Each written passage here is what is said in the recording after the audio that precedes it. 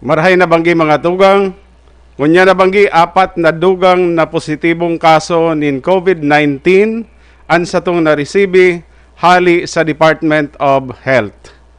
Ang mga bagong kaso iyo sinda Bicol number 163, number 164, number 165, asin number 166.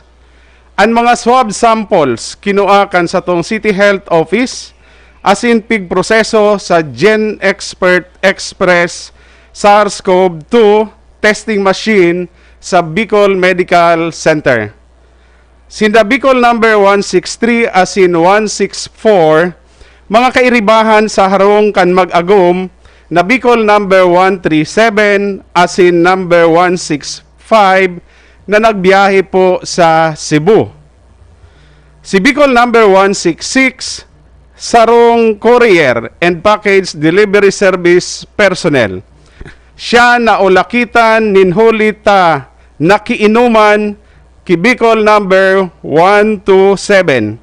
Sinda parehong nag-ierok sa Zone 6A, Kanda, Concepcion, Pequeña.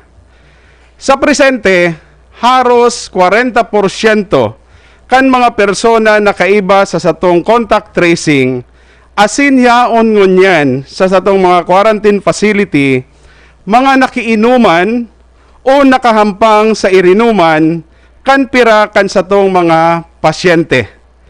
Ini ang naging kaso sa Spillway asin Kanda sa Concepcion, Pequeña, asin sa Sitio Tiripon sa Pacol. Ninhuli po kaini. Ako po nangangapudan sa gabos na untukon mo na ang pag-irinuman, asin pakikiinuman, urog na kun sarama-sama sa baso, asin sa pulutan.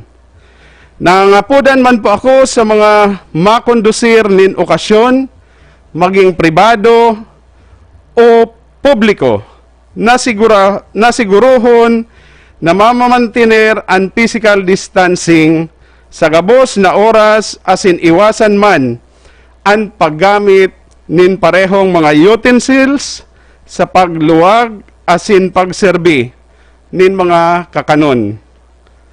Padagos po kitang mga G asin maglikay. Ini po ang sa indong alkalde, Mayor Son Ligasyon.